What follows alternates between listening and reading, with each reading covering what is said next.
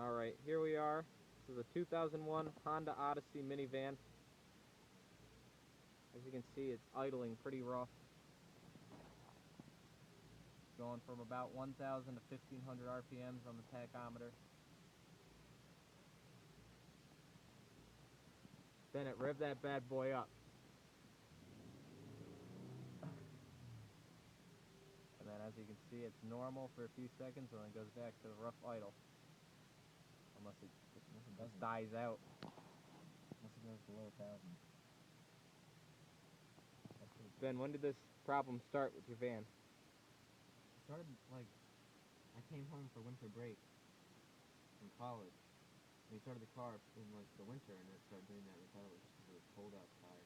And the car was, like, thinking it was cold and thinking it was warm, but then it's doing that now. It's not cold out anymore, so I don't know what the problem is. Here we have the rough idle issue on a 2001 Honda Odyssey minivan.